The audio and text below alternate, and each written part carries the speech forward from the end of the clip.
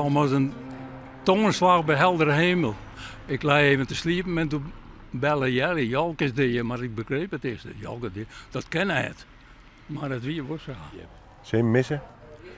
Ook griezelig. Ja, sinds weinig week helemaal kapot.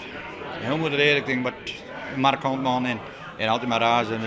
Ik wil wel 100, ik ben de beste geneest en dan kom ik nog lang niet in de beurt. En dat zei ik elke zaterdag we verhaal zeiden van ik ben wel 100, de beste geneest, dus ik kom nog lang niet in de beurt.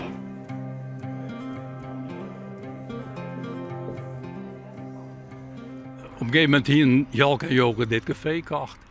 En daar kwam er echt aan leven, want dat wie zijn wereld bleek. Hij wil een hoop naar een café te halen. Maar hier wie er als een vis in het water. Hoe zie je hem herinneren je? Heel markant man, heel apart. Alles cool.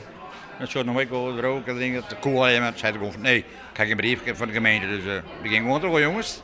En de bekeuring betaal ik wel, dus maakt hem niks uit. Je hem missen? Ja, echt wel. Dus, ja. Verlies een markant man. Ja. En een aardige kerel, volgens mij. Sowieso. Ja, en ik ga eens gewoon doen, dus ik oude steken. Dan zei ik van, oh Jalk, oude steken. Dan zei hij, dat kost heel veel. Ik zei, draai een heel bank, met post meer van net. Ik zei, kijk van alleen. Nee, zei hij, 4 banken wel. Kijk, maak onthouden. Nou, best uitlult. En dat soort dingen vind ik nooit weer. Hij bleef wel even lang mee in mijn hart.